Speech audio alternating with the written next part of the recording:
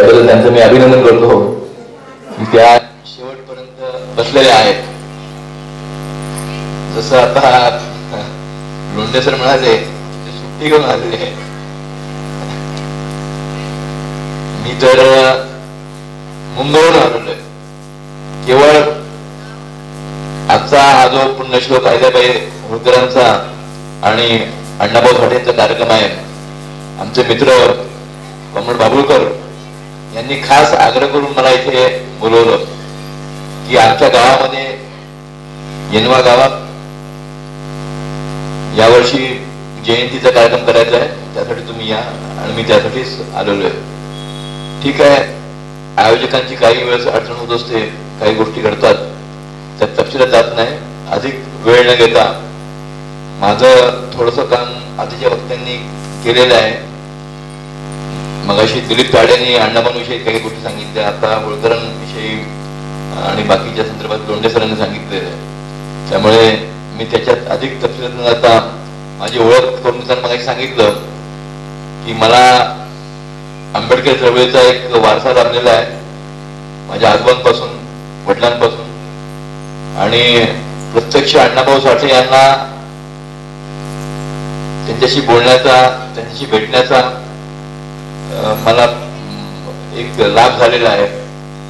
त्याच्यामुळे अण्णाभाऊ साठेंच्या अनेक आठवणी माझ्याकडे आहेत आणि त्याच्यावर खूप बोलता येईल. पण आता एकंदर कार्यक्रमाचं स्वरूप बघता मी अधिक तपशिलात जाणार नाहीये. आपल्याला आपण जे महापुरुषांच्या स्मृती दिवस किंवा जयंती साजरी करतो त्याच्या मागचा हेतू आपला असा असतो की त्याचा विचार जो आहे हा समजून घ्यावा. केवळ त्यांच्या आरत्या ओवाळणं किंवा त्यांच्या समोर मेणबत्त्या किंवा उदबत्त्या लावणं हाच नाहीये. तर तथागत बुद्धापासून ते अण्णाभाऊ साठेपर्यंत आपण जर बघितलं तर ज्या ज्या लोकांनी जे महान कार्य केलं त्यांची स्मृती, त्यांचा विचार हा पुढच्या पिढीपर्यंत जावा. आता या ठिकाणी शाळेतरी मुलं बसलेली आहेत. खरं म्हणजे त्या मुलांचं मला वाईट वाटतंय की त्या मुलांना आपण इतक्या वेळ बसवून ठेवलेलं आहे आणि ती मुलं सुरू करणार याची पण मला कल्पना आहे, पण त्यांनी तिथे बसलेली आहेत. आपण आज अण्णाभाऊ साठेंविषयी थोडस समजून घेऊया. अण्णाभाऊ साठेंना आता सांगितलं की माझ्या आधीच्या वक्त्यांनी सांगितलं की ते 2 दिवस तरी शाळेत जाऊ शकले नाही. शाळेत का गेले नाहीत तर या देशामध्ये जो जाती व्यवस्था आहे, जो मनवाद आहे, या देशामध्ये जाती व्यवस्थेने, या देशामध्ये धर्माने इथल्या शूद्रांना त्याचबरोबर स्त्रियांना सर्व प्रकारचे हक्क नाकारले होते. शिक्षणापासून ते अनेक सगळे हक्क होते ते नाकारले होते. मगाशी इथे उल्लेख झाला महाडच्या 14 तळ्याचा उल्लेख झाला. त्या 14 तळ्यावर बाबासाहेब आंबेडकरांनी जो सत्याग्रह केला तो का केला तर इथल्या धर्माने साधं पाणी पिण्याचा अधिकार देखील, जो अधिकार इथल्या पक्ष्यांना आहे, जो अधिकार इथल्या गुरढोरांना आहे, तो अधिकार देखील माणसांना नाकारला होता. तर त्याच्या विरोधातलं बंड त्या काळात झालं. मला सांगायचं यायचं की कुठलीही गोष्ट जी आहे ही लढून संघर्ष करून मिळते. आज आपल्या बहिणी भगिनी जे शिक्षण घेऊन उच्च पदावर गेलेले आहेत, अगदी राष्ट्रपती झालेली आहे, हे सगळं काय घडलं तर त्यासाठी त्यांच्या आधीच्या लोकांनी संघर्ष केला. त्याच्यामध्ये सावित्रीबाई फुले पासून, महात्मा फुले पासून, डॉक्टर बाबासाहेब आंबेडकर असतील, शाहू महाराज असतील, त्या अण्णाभाऊ साठे असतील, या सगळ्यांनी जो संघर्ष केला त्याच्यामुळे आपल्याला आज आपण हे शाळेच्या उमरा चढू शकलो, आपण कॉलेजचा जाऊ शकलो किंवा विद्यापीठामध्ये जाऊ शकलो. आज ही लहान मुलं आहेत. आता खरं म्हणजे त्या काळात अण्णाभाऊ साठेंना शाळा नाकारली कारण अण्णाभाऊ साठे त्या जातीमध्ये जन्माला आले होते, त्या जातीला शिक्षणाचा अधिकार नव्हता आणि म्हणून अण्णाभाऊ साठेंना नंतर शाळा घडत लागली. आणि अण्णाभाऊ सारखे असे अनेक लोक होते की ज्यांना तो अधिकार त्या काळामध्ये, आजही अण्णाभाऊंच्या काळात झालेलंच आहे, पण आजही बघतो की आजही जाती व्यवस्था छुप्या स्वरूपात अनेक ठिकाणी काम करते. आज सरकारच्या धोरणाने नवीन जाती व्यवस्था निर्माण झालेली आहे.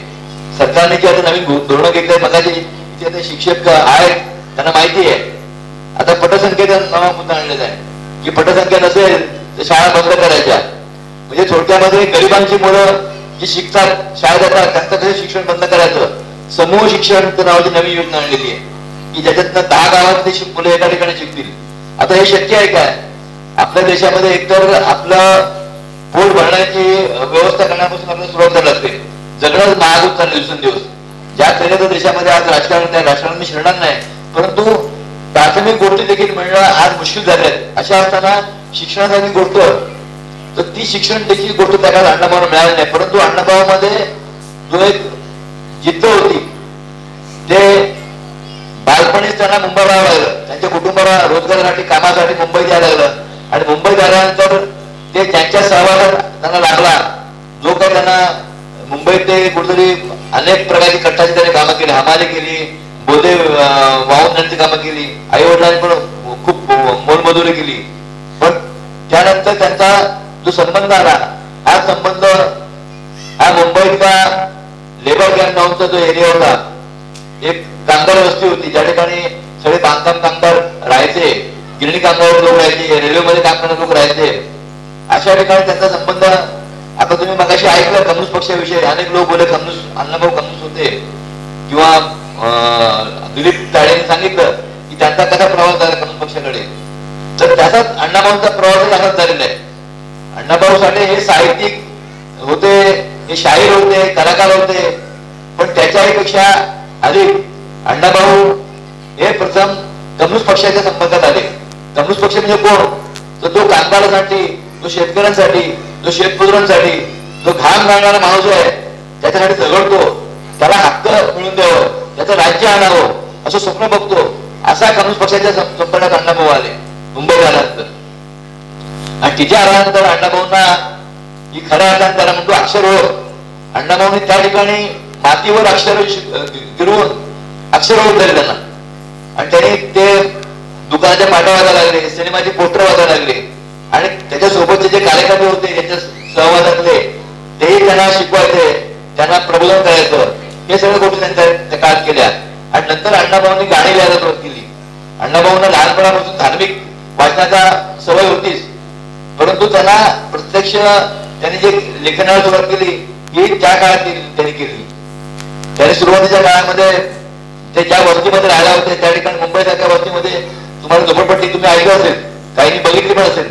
झोपडपट्टीमध्ये असताना त्या ठिकाणी तिथे खूप दुर्गंधी गरीबची वस्ती असायची, मच्छर लोकांना खूप त्रास व्हायचा. तर पहिला त्यांनी जे गाणं लिहिलं ते मच्छरावर लिहिलं, पहिलं गाणं. इथून सुरुवात झाली अण्णाभाऊंची. आणि नंतर त्यांनी हळूहळू त्याच्या कामगारांसाठी काम करायचे. त्या काळामध्ये बेरोजगारी, त्यांनी सुरुवातीला दलित युवक संघ स्थापन केला. तरुणांमध्ये जे दलित समाजाचे तरुण आहेत, जे बेरोजगार आहेत, त्यांना काहीतरी संघटित करायला पाहिजे आणि म्हणून दलित युवक संघ स्थापन केला. त्याच काळामध्ये आपल्याला माहिती आहे की आंबेडकर चर्चा, फुल्यांचा सत्यशोध चर्चा हे सगळे वारसा होता. तर तिथे त्या माटुकाऱ्यामध्ये एक कॉम्रेड होते, कार्यकर्ते होते ज्यांचं नाव पगारे. ते जलसाकार होते, ते आंबेडकरी शाहीर गाणी गायची. तर त्यांच्यासोबत त्यांनी मिळून पहिल्यांदा कलापथक सुरू केलं. पहिलं कलापथक हे दलित युवक संघाचं कलापथक सुरू केलं आणि त्याच्यातनं अण्णाभाऊ साठे हे गाणी लिहायला लागली. त्याच काळामध्ये कम्युनिस्ट पक्षाच्या वतीने कामगारांचे, जसं तुम्ही तर प्रबोधन म्हणतो, प्रबोधनाचा अर्थ की वैचारिक जागृती तयार करणं. तर ती कम्युनिस्ट पक्षाच्या वतीने त्या काळात शिबिरं व्हायची, अभ्यास वर्ग व्हायचे. त्याच्यामध्ये कामगारांचं शोषण कसं होतं, शेतकऱ्यांचं शोषण कसं होतं, या देशामध्ये गरीब श्रीमंत का झालेले आहे, जगामध्ये गरीब श्रीमंत काय आहे, त्याच्या विरुद्ध कोण कसं झगडतं, मार्क्सवाद एक विचारधारा जी आहे, मार्क्सवादी विचारसरणी तर ती काय आहे, अशा अनेक गोष्टीचे त्या काळामध्ये अभ्यास वर्ग व्हायचे, ज्याच्यामध्ये कामगार कार्यकर्ते असायचे. त्याच्यातनं अण्णाभाऊंना वैचारिक समज झाली आणि अण्णाभाऊंना साहित्याची उडी निर्माण झाली. तुम्ही काही पण ऐकलं असेल की अण्णाभाऊ हे रशियातला जो मोठा लेखक होता, ज्याची आई कादंबरी तुम्ही काही लोकांनी वाचली असेल एखाद्या वेळेस. आई कादंबरी ही जगप्रसिद्ध कादंबरी, जगाच्या सगळ्या भाषेमध्ये अनुवाद झालेले. तर ती कादंबरी त्या काळात अण्णाभाऊने वाचली. मॅक्झिम गॉर्की नावाचा रशियाचा मोठा लेखक होता, ज्याने रशियामध्ये क्रांती झाली, त्या क्रांतीमध्ये त्याचं मोठं काम होतं. तर त्या मॅक्झिम गॉर्कीकडनं अण्णाभाऊने प्रेरणा घेतली, त्याच्या कादंबऱ्या वाचल्या. त्या काळामध्ये इतर ज्या कामगारांवरचे लेखन व्हायचे, साहित्य ते वाचायचे आणि हळूहळू अण्णाभाऊंमध्ये एक त्याच्यातला वैचारिक गाणी निर्माण झाले आणि त्याच्यात लेखक तयार झाला. तो जो कालखंड होता हा दुसरा महायुद्धाचा कालखंड होता.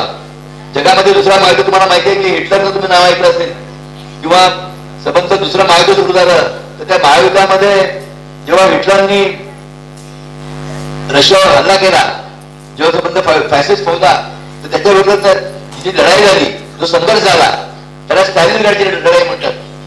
स्टॅलिन तिथला प्रमुख हे होता, रशियाचा प्रमुख होता. तर त्या लढाईच्या संदर्भात त्यांनी पहिल्यांदा पोवाडा दिला. नंतर अण्णाभाऊ साठेंनी अनेक गोष्टी लेखन केलेले आहे. अण्णाभाऊ मध्ये पत्रकार होता.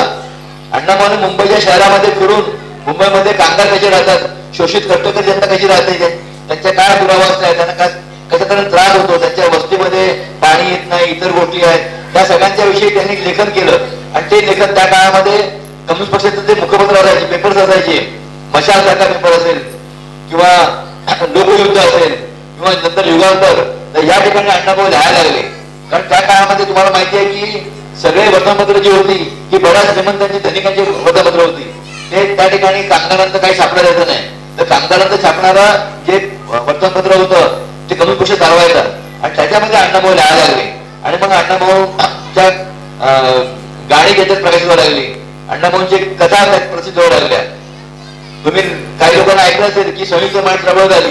तर संयुक्त महाराष्ट्र चळवळ मगाशी ते माझ्या आधी काही लोक ते बोलले की संयुक्त महाराष्ट्र चळवळामध्ये जे नेत्यांचं जसं हे आहे योगदान आहे, त्याचबरोबर लोकशाहीर अण्णाभाऊ साठेंचं खूप मोठं योगदान आहे.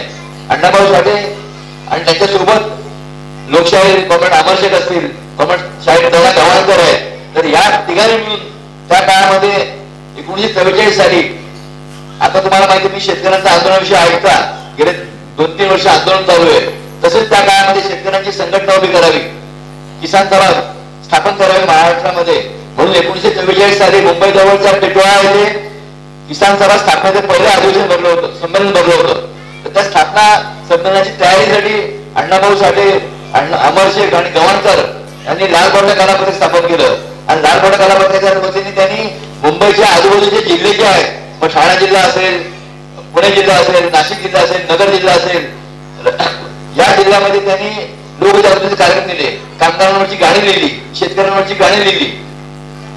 अमर शेखांनी त्या काळात किसान सभा शेतकऱ्याची माऊली हे गाणं लिहिलं. अण्णाभाऊ साठे नंतर तुम्हाला माहिती आहे की आपल्याची गोष्ट हे शेतकऱ्यांवर लोकनाट्य त्यांनी अण्णाभाऊंनी लिहिलेलं आहे. तर याच्यात त्यांनी जागृती निर्माण केली.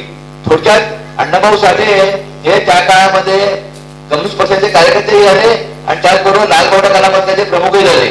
अण्णाभाऊ साठे हे त्यांचं अक्षर मी पाहिलेलं आहे खूप, कारण त्यांना सराव नसल्यामुळे त्यांचं अक्षर चांगलं नसायचं. पण अण्णाभाऊ साठे लिहायचे आणि त्याच्यासोबतचे जे सहकारी होते शाहीर दादा गव्हाणकर, हे दादा गव्हाणकर ते नीट दुरुस्त करायचे आणि अमर शेख गाणी गायची. मी गाणी गायची अण्णाभाऊंनी आणि गायचा अमर शेख. तुम्ही काही गाणी ऐकली असेल अण्णाभाऊंची, मगाशी आधी गाणी आलं गाणं लागलं होतं, जगबद्दल घालून निघाव सांगून घेणार भीमराव. तर हे गाणं जसं लिहिलं तसं अण्णाभाऊंनी कामगारांची गाणी लिहिली आहे, मुंबईवरची त्यांनी गाणी लिहिली.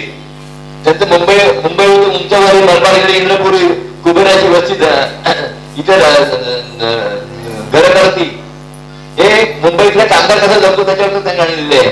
किंवा माझी महिना गावावर राहिली जे जीवाची होती या कायली, हे गाणं त्यांनी लिहिले. हे गाणं त्यांनी संयुक्त महाराष्ट्र चळवळीसाठी लिहिलेले गाणं आहे. म्हणजे संयुक्त महाराष्ट्र चळवळ त्याचबरोबर गावाकडून मुंबईला जे राहायला लोक यायचे, तर त्यांचं दुःख काय, त्यांच्या वेदना काय, ते त्यांनी ते गाण्यामध्ये आणलेलं आहे.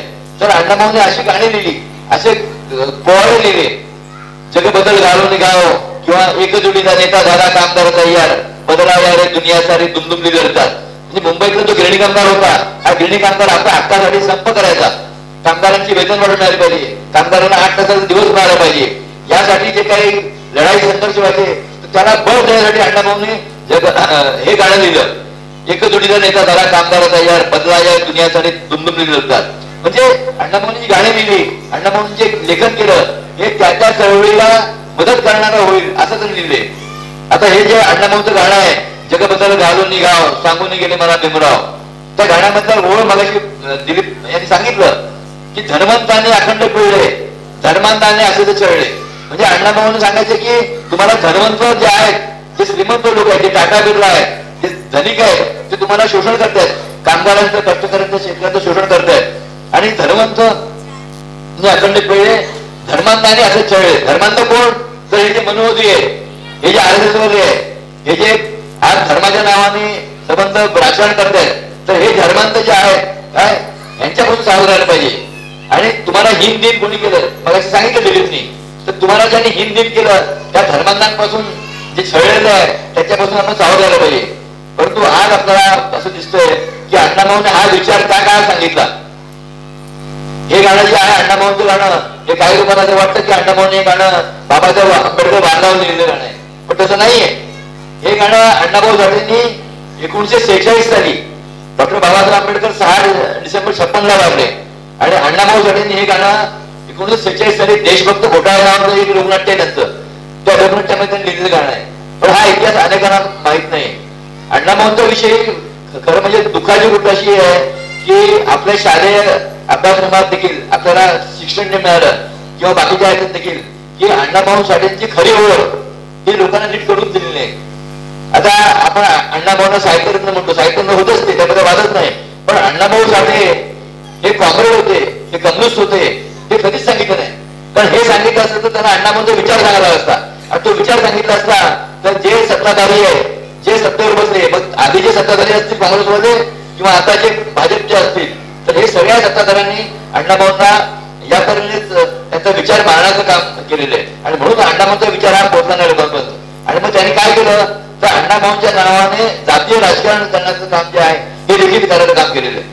आज आपण बघतो की आज अण्णाभाऊ मागाशी आता माझ्या आधीचे वक्ते बोलले की या देशामधली वाईट स्थिती गोष्ट अशी आहे की या देशामध्ये कुठलाही महापुरुष झाला तर त्या महापुरुषाला त्याच्या जातीमध्ये बंदिस्त करायचं. मग पुण्यश्लोक अहिल्याबाईंना आपण केवळ धनगरांच्या समाजाचं म्हणून हे करतो, किंवा अण्णाभाऊंना मातंग समाजाचे, किंवा सावित्रीबाई फुले महात्मा फुलेंना माळी समाजाचे म्हणून, किंवा शिवाजी महाराजांना केवळ मराठाचे. पण हे अशा कुठल्या जातीमध्ये बंदिस्त करणारे लोक नव्हते. तर यांनी जो काही विचार केला हा सगळ्या समाजाचा प्रगती व्हावी, सगळ्या समाजाचा विकास व्हावा यासाठी त्यांनी झटले होते. आणि या देशामध्ये या तऱ्हेने खरा अण्णाभाऊ हा लोकांपर्यंत जाणार नाही याची काळजी सत्ताधाऱ्यांनी घेतली आणि त्याच्यामुळे ह्या गोष्टी घडलेल्या आहेत. आज चांगली गोष्ट आहे की या ठिकाणी या तुमच्या लहानशा गावात का होता पण तुम्ही पुण्यश्लोक अहिल्याबाई आणि अण्णाभाऊंची एकत्र जयंती साजरी करता. हे आणि हा जो काही विचार आहे किंवा वामनदादा पंडित आहे जे आंबेडकरी गायक शाहीर राहिलेले तर यांचं देखील आपण स्मरण करतो आज. कारण हे आज करण्याची गरज आहे. या सगळ्या गायकाने मगाशी माझ्या आधी बाबुळकरांनी गीत गायलं, मानवाचं गीत गायलं. म्हणजे वामनदादांचं गीत कोणाचं मानवाच्या हिताचं गीत आहे. तुझं हित व्हावं, मानवाचं हित व्हावे, तर मानवाचं हिताचं संबंध मानव समाज. आणि अण्णाभाऊ म्हणले की तो जागा अण्णाभाऊंचा होता. अण्णाभाऊंचं तुम्हाला काही लोकांना माहिती असेल की प्रसिद्ध वाक्य आहे, ही पृथ्वी शेषाच्या मस्तकावर नसून दरिद्रांच्या तळहातावर चढलेली आहे. म्हणजे आपण पूर्ण सांगितलं होतं की पृथ्वी ही शेष नागाच्या फळावर तोडलेली आहे, पण तसं नाहीये.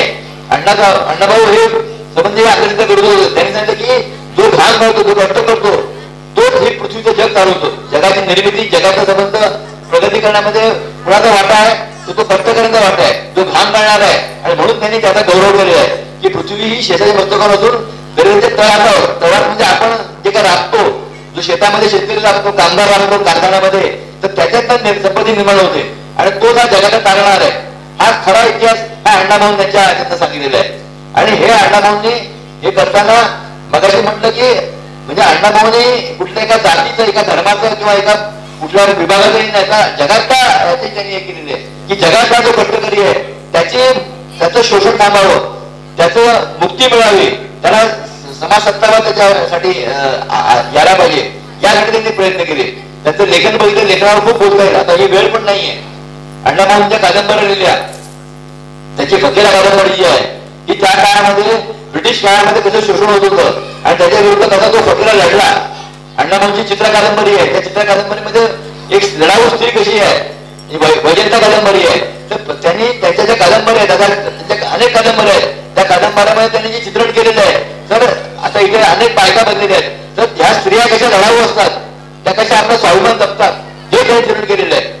अण्णाभाऊंच्या संबंध कादंबऱ्यातला. आणि त्यांनी पात्रही बघितली आपण, मग फकीरामधला विष्णुपंत कुलकर्णी असेल किंवा सत्व भोसले असेल, ही वेगवेगळी पात्र त्यांनी प्रत्येक जाती धर्मातले पात्र त्यांनी त्याच्यात हे केलेले आहेत.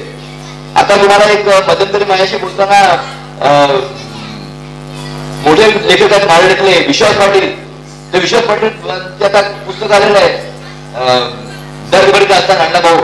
ते पुस्तक लेखन चालू असताना माझ्याशी म्हणाले की अण्णाभाऊंची सगळ्यात जास्त पात्र ही मराठा पाहिजे. स्वतः दलित असून देखील अण्णाभाऊंची पात्र ही दलित मराठा पाहिजे. पण ते म्हणाले विश्वास पाटील की आमच्या मराठा समाजाने त्याचं जे काही हे करायला होतं कौतुक करायला होतं केलेलं नाही, दुर्लक्ष झालेलं आहे. तर ही खंत त्यांनी व्यक्त केलेली आहे. थोडक्यात या देशामध्ये सामाजिक समता, या देशामध्ये आर्थिक समता यावं, शोषण नष्ट व्हावं आणि स्त्री असो पुरुष असो कुठल्या जातीचं त्यांची प्रगती व्हावी हे त्यांनी केलेलं आहे. त्याचं सुलतान नावाचं जे कादंबरी आहे त्याच्यात त्यांना जेलमध्ये जो एक आरोपी अमरावती जेलमध्ये होते अण्णाभाऊ साठे, तर अमरावती जेलमध्ये त्यांना एक आरोपी भेटला होता, त्याच्यावर त्यांनी ती कादंबरी लिहिली आहे. अण्णाभाऊंनी गाणी लिहिली, लेखन केलेले, नाटकं लिहिली, लोकनाट्य लिहिली आहेत, ज्याला म्हणू आपण की अष्टपैलू करा म्हणतो. आपण आपल्या देशामध्ये पु ल देशपांडेचं गोष्ट खूप होतं की पु ल देशपांडे अष्टपैलू, पण त्याच्यासारखेच अण्णाभाऊ होते. आणि मला सांगायला आनंद वाटेल की त्या पु ल देशपांडेंनी देखील त्यांचं नाटक 30 पैशाचा तमाशा हे अण्णाभाऊंना अर्पण केलेलं आहे. म्हणजे अण्णाभाऊंचं हे त्यांनी ओळखलं तर अशा अण्णाभाऊंची खरी ओळख आपल्याला करून द्यायची.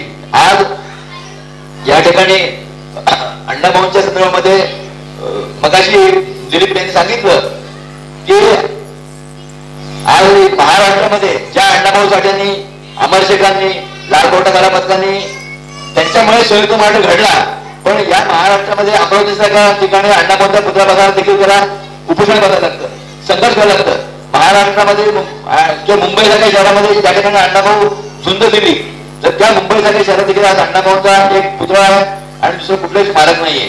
आता एक स्मारक त्यांच्या नावाने एक नाट्यगृहाला नाव दिलेलं आहे. म्हणजे आपण बघतो की या देशामध्ये ज्यांनी जे लोकांसाठी झगडले, ज्यांनी संबंध केला, त्यांचं कुठे स्मारक नाही. कारण त्यांना भीती वाटते की अण्णाभाऊंचा पुतळा उभा केला किंवा बाबासाहेबांचा पुतळा उभा केला तर त्या पुतळ्याला लोक प्रेरणा घेतात. ते पुतळा जरी ह्याची असते एखादी लोकांना प्रेरणा असते तर ते उभा करू नये ही काळजी ते घेतात आलेले. आणि आपल्याला प्रयत्न केला पाहिजे. मी आता अधिक बोलणार नाही. आम्ही गेली 2 वर्षाची मागणी करतोय की अण्णाभाऊंचा जन्मदिवस 1 ऑगस्टचा अण्णाभाऊंचा जन्मदिवस आहे की अतिशय बिकट स्थितीतून अण्णाभाऊंनी जे लेखन केलेलं आहे आणि नुसतं लेखन केलं नाही तर मगाशी सांगितलं गेलं की अण्णाभाऊंच्या लेखनावर, त्यांच्या साहित्यावर जो अण्णाभाऊ साठे कधी शाळेत गेले नाही, कधी कॉलेजला गेले नाही, कधी विद्यापीठात गेले नाही, आज जगातल्या विद्यापीठामध्ये अमेरिकेपासून ते लंडन पर्यंतच्या विद्यापीठामध्ये किंवा दिल्ली जवाहरलाल नेहरू विद्यापीठामध्ये अण्णाभाऊंच्या साहित्यावर लोक PhD करतायत, अभ्यास संशोधन करतायत. तर हे सगळं आज होतंय. तर ह्या अण्णाभाऊंचा जन्मदिवस जो आहे, हा जन्मदिवस हा लोकांना प्रेरणा देणार आहे. हा निरक्षर लोकांना, स्त्रियांना, मुलांना प्रेरणा देणार आहे. आणि म्हणून तो दिवस सगळ्या शाळा कॉलेजमध्ये लेखन प्रेरणा दिन म्हणून साजरा करावा ही मागणी आपण करतोय. कारण ती जर केली तर ही जी मुलं बदलली त्यांना खरा अण्णाभाऊ कळेल. अण्णाभाऊ कळण्यासाठी शासनाने लेखन प्रेरणा दिन म्हणून अण्णाभाऊंचा दिवस जयंती साजरी करावी हा आपण प्रस्ताव पाठवलेला आहे. मला असं वाटतं की आपण देखील त्यावेळेस प्रयत्न सगळ्यांनी करण्याची गरज आहे. कारण आज जर अण्णाभाऊ लोकांना कळले तर अण्णाभाऊंनी कसा संघर्षमय जीवन जगले हा खरा इतिहास येईल. आता मी अधिक बोलणार नाही, फक्त मी थोडक्यात मला जो अण्णाभाऊंचा सहवास मला मिळाला त्याच्याविषयी थोडक्यात सांगणार आहे.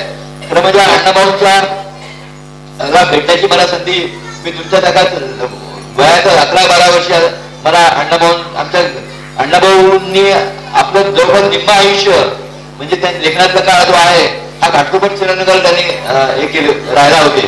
पण नंतर त्यांना शासनाने संयुक्त महाराष्ट्र झाल्यानंतर 67-68 साली गोरेगावला जागा दिली होती. तर त्यांच्या घराजवळ मला देखील राहायचे, आम्ही तिथे राहायला होतो. तर तिथे अण्णाभाऊ राहायला असायचे आमच्या घरी. माझ्या आजोबांचे आरवी मोरे आणि अण्णाभाऊंचे जवळचे संबंध होते. अण्णाभाऊंची जी पत्नी आहे जयवंतबाई, त्यांचा पण खूप मोठं योगदान आहे. अण्णाभाऊंच्या पत्नीने अण्णाभाऊंना लेखन करण्यामध्ये सहकार्य केलं, त्यांनी मोलमजुरी केली, त्याच्यामुळे आज अण्णाभाऊ लिहू शकले. तर ते देखील आमच्या घरी यायचे. त्यामुळे अण्णाभाऊंना भेटण्याची, त्यांच्याशी बोलण्याची संधी मिळाली. आणि एक दुःखाचं सांगून मी माझं लांबलेलं आठवत घेणार आहे. अण्णाभाऊंच्या मृत्यूविषयी तुम्ही काही लोकांनी ऐकलं असेल, खूप दंतकथा अण्णाभाऊंच्या मृत्यूविषयी लोक सांगत असतात की अण्णाभाऊंचं 4 दिवस पेट पडून होतं, अण्णाभाऊ चिरागणे झोपडपट्टीमध्ये वारले, असा अनेक गोष्टी कहाण्या आहेत. पण अण्णाभाऊंच्या मृत्यूचा खरा साक्षीदार म्हणताय मृत्यूच्या 8व्या दिवशी अण्णाभाऊंना तुम्हाला माहिती आहे की अण्णाभाऊंच्या 6-7 कादंबऱ्यावर सिनेमा निघाले, त्यांच्या फकीरावर सिनेमा निघालेला आहे, त्यांचा शेवटचा जो सिनेमा निघाला हा आवडी कादंबरी निघाला टिळाला तुम्ही रक्ताचा. तर त्या सिनेमाच्या कार्यक्रमाला त्याच्या आधी झाला तो कार्यक्रम, पण अण्णाभाऊंना त्या काळामध्ये शासनाकडनं मानधन मिळायचं. ते त्या काळामध्ये शासनाकडनं 300 रुपये मानधन त्या काळात मिळत 1969 सालची गोष्ट आहे. तर त्या मानधन घेण्यासाठी अण्णाभाऊ गेले होते. त्यानंतर संध्याकाळी काही कार्यक्रम करून ते अण्णाभाऊ जेव्हा आले तेव्हा टॅक्सीने आले ते, तर त्यांना ते टॅक्सीमध्ये त्यांना म्हणजे ज्याला काय म्हणतात त्याचं भानावर नव्हतं ते, आणि टॅक्सीने आले तर टॅक्सीवाला त्यांचं घर होतं. आम्ही टॅक्सी अण्णाभाऊच्या घराजवळ बसलो होतो, त्यांच्या घराच्या चौकामध्ये, आणि त्या ठिकाणी टॅक्सीवाला येऊन आम्ही बसलो असताना तिथे येऊन टॅक्सीवरून टॅक्सी थांबवली आणि मला विचारलं की कुठे राहायला आहे म्हणून. मग मी बसलो टॅक्सीमध्ये आणि अण्णाभाऊंच्या घरात येऊन अण्णाभाऊंना माझ्या हाताने सोडलेलं आहे. 17 जुलैला अण्णाभाऊंना मी माझ्या हाताने घरात सोडलं आणि दुसऱ्या दिवशी 18 जुलैला अण्णाभाऊ साठे हे वारलेले. आणि जे लोक सांगतात की अण्णाभाऊंचा कम्युनिस्ट पक्षाने अण्णाभाऊंकडे दुर्लक्ष केलं, असं काही झालं नाही. अण्णाभाऊंना कम्युनिस्ट पक्षाने अण्णाभाऊंना रशियाला पाठवलं होतं. कम्युनिस्ट पक्षाने अण्णाभाऊ साठेंना त्या काळामध्ये 1949 साली इंडियन पीपल्स लिडर असोसिएशन इफ्तारचं ऑल इंडियाचं अध्यक्ष केलं होतं. आणि अण्णाभाऊंच्या हाताखाली त्या काळामध्ये सायंटिस्ट होमी भाभा, बलराज साने, एके अंकल हे जे दिग्गज कलाकार होते हे अण्णाभाऊंच्या हाताखाली काम करत. म्हणजे 1949 साली ज्या माणसाला इंग्रजीचं एबीसीडी माहिती होती अशा अण्णाभाऊंना ऑल इंडियाचं अध्यक्ष कम्युनिस्ट पक्षाने त्या काळात केलं होतं. अण्णाभाऊंना रशियाला पाठवलं त्या काळात कम्युनिस्ट पक्षाने. रशियाच्या लोकांनी अण्णाभाऊंना ऑफर दिली होती की तुम्ही रशियामध्ये थांबा आणि तुम्हाला आम्ही रशियामध्ये मराठी रेडिओ स्टेशन सुरू करतो, मॉस्कोमध्ये मराठी स्टेशन सुरू करतो. तुम्ही अण्णाभाऊंना त्यांनी सांगितलं की तुम्ही त्याचे प्रमुख व्हा. तर अण्णाभाऊ म्हणाले की नाही, मला इथे राहायचं नाही, मी माझ्या देशात परत नाही. आणि अण्णाभाऊ इथे परत आले. तर अण्णाभाऊंचं सगळं लेखन जे आहे हे लेखन त्या काळामध्ये कम्युनिस्ट पक्षाने प्रसिद्ध केलेले आहे. त्यांच्या कथा कादंबऱ्या काढलेल्या आहेत, फकीरा असेल किंवा कृष्णाकाठच्या कथा असतील, अशा अनेक संग्रह हे सगळे त्या काळातल्या कम्युनिस्ट पक्षाचे जे प्रकाशन होते त्यांनी प्रकाशित केलेली आहे. आणि कम्युनिस्ट पक्ष नसता तर अण्णाभाऊ घडले नसते. स्वतः अण्णाभाऊने म्हटलेले आहे की मी काय जे काय घडलेलं आहे ते कम्युनिस्ट पक्षामुळे घडलेलं आहे. तुम्ही राज कपूरचं नाव ऐकलं असेल, रशियामध्ये फक्त 2 माणसं प्रसिद्ध होती, एक राज कपूर आणि अण्णाभाऊ साठे. अण्णाभाऊ साठे जेव्हा रशियाला गेले आहे तेव्हा राज कपूरच्या सिनेमाची गाणी देणार आहे गीतकार शैलेंद्र, तर शैलेंद्रांनी अण्णाभाऊंना त्या काळामध्ये त्यांचा सगळे कपडे जे आहेत जाताना रशिया जाताना कोट वगैरे शिवून हा शैलेंद्रने दिला होता. एवढी त्यांची घनिष्ठ मैत्री होती. एके अंकल सारखा तुम्ही शोले सिनेमा पाहिला असेल, शोले सिनेमामध्ये जे एके अंकल जुने हे होते कलाकार होते हे अण्णाभाऊंचे खास मित्र होते. तर असा अण्णाभाऊंना सगळा त्यांना संयुक्त महाराष्ट्रांनी खरा अण्णाभाऊंचा खरा जो सन्मान झालेला आहे हा दलित साहित्यामुळे झालेला आहे. अण्णाभाऊ साठे हे पहिल्या दलित साहित्य संमेलनाचे उद्घाटक होते. 1958 साली संमेलन झालं होतं. त्याच्या अण्णाभाऊ साठे हे त्यांना सन्मानाने उद्घाटक म्हणून बोलवलं. आणि त्यानंतर खऱ्या अर्थाने दलित साहित्याची पायाभरणी जी आहे ती त्या संमेलनातून झालेली आहे. आणि नंतर आपण बघतो की 1970-72 मध्ये जेव्हा दलित पातळी निर्माण झाली, जेव्हा दलित साहित्य मोठ्या प्रमाणात निर्माण झालं, तर दलित साहित्याची जे ज्यांनी वैचारिक मांडणी केली ते बाबूराव बागुल हे अण्णाभाऊंना गुरु म्हणायचे. बाबूराव बागुलांनी कंटे माटोबाजापर्यंत राहिले होते. अर्जुन नांगळे, दया पवार, नामदेव ढसाळ ही सगळी माणसं जी आहेत हे अण्णाभाऊंना गुरु म्हणायची आणि त्यांच्याकडे त्यांनी प्रेरणा घेतली. आणि दलित साहित्य आल्यानंतर आपण बघतो की अण्णाभाऊंचा सन्मान व्हायला लागला. अण्णाभाऊंच्या साहित्यावर जे काही लोकांनी संशोधन केलं हे दलित साहित्य निमित्त झालेले. तर दलित साहित्याचा अण्णाभाऊंचा खूप जवळचा संबंध होता. पण मला किती सांगायचं होतं की आता पुरोगामी द्रव्य देखील हे नीट सरने समजून घेतलं नाही. पुरोगामी द्रव्यांनी या गोष्टी समजून घ्यायला पाहिजे होत्या की दलित साहित्याची जी फाउंडेशन घालायचं काम जे आहे ते अण्णाभाऊ साठे त्या काळात केलं होतं. आणि नंतर त्यामध्ये आंबेडकर विचाराचा प्रभाव होता. आंबेडकर विचारांनी अण्णाभाऊंचं लेखन जे आहे हे त्या काळामध्ये बाबासाहेब आंबेडकरांच्या प्रबुद्ध भारतमध्ये प्रकाशित झालेले आहे. प्रबुद्ध भारत आणि कम्युनिस्ट पक्षाचं युगांतर असेल, मशाल असेल याच्यामध्ये प्रकाशित करतं. तर असा सगळा अण्णाभाऊंची जी वैचारिक घडण झालेली आहे हे एकीकडे त्यांच्यावर आंबेडकरी विचाराचा प्रभाव होता आणि दुसरीकडे मार्क्सवादी विचाराचा प्रभाव होता. आणि ते शेवटपर्यंत कम्युनिस्ट पक्षामध्ये होते. अण्णाभाऊ साठे हे शेवटपर्यंत त्याची शोकसभा देखील गोरेगावला झालेली आहे. त्या शोकसभेला कम्युनिस्ट पक्षाचे अनेक नेते अमरजीत सुद्धा त्याला आले होते. तर असा सगळा अण्णाभाऊंचा खूप मोठा प्रभाव आहे. त्याच्याविषयी अधिक बोलता येईल पण आता मी काही बोलणार नाही. मला कल्पना आहे की तुम्ही सगळे कंटाळला, परंतु आपल्याला अण्णाभाऊ साठेचा वैचारिक प्रभाव त्यांची जी काही कलाकार म्हणून त्यांनी केलेलं काम जे आहे हे खूप मोठं काम आहे. आणि अण्णाभाऊंना खऱ्या अर्थाने जर कोणी साथ दिली असेल तर अण्णाभाऊंचं लेखक कलावंत जिवंत ठेवण्याचं काम हे अण्णाभाऊंची पत्नी जयवंतबाई या देखील विरोधी पक्षाच्या कार्यकर्त्या होत्या आणि त्यांनी अण्णाभाऊंना साथ दिली. त्यांच्या दोन मुली शांताबाई आणि शकुंतलाबाई आज त्या दोघही मुली हयात आहेत. तर त्यांनी काबाडकट्टी करून अण्णाभाऊंना साथ दिली आणि म्हणून अण्णाभाऊ साठे मधला लेखक आज शेवटपर्यंत जिवंत राहिला. आणि अण्णाभाऊंना त्या काळामध्ये काँग्रेस पक्षाची साथ मिळाली आणि त्यांच्या कुटुंबाची साथ मिळाली. त्याच्यामुळेच अण्णाभाऊंचं जे काही संबंध लेखन जे आहे ते प्रसिद्ध झालं आणि लोकांकडून गेलेले आहे. तर अशा या अण्णाभाऊंना आपण तुम्ही या ठिकाणी येणेवासारख्या लहान गावामध्ये तुम्ही या जयंतीचा कार्यक्रम ठेवलेला आहे. त्याचबरोबर पुण्यश्री कालिदाबाई यांचा देखील स्मृतिदिवस साजरा करता आणि माझे मित्र आमचे ज्येष्ठ सहकारी कॉम्रेड बाबुळकर आणि या गावातले सगळे आयोजक सह बसलेले आहेत आगरकर आणि बाकी सगळे जे तुम्ही इथले जे प्रबोधन समाज प्रबोधन मंडळ सावित्रीचे लेखी आणि समता सनिधर त्याचबरोबर जयभीम फाउंडेशन या सगळ्यांनी हा कार्यक्रम आयोजित केला आणि आम्हाला इथे बोलवलं. त्याबद्दल मी तुमचे सगळ्यांचे आभार मानतो आणि पुन्हा एकदा जय भीम, जय सलाम. नमस्कार दोस्तों, हमारे न्यूज चैनल न्यूज इंडिया को लाइक कीजिए, शेयर कीजिए, अनसब्सक्राइब कीजिए. हम मिलेंगे फिर. धन्यवाद.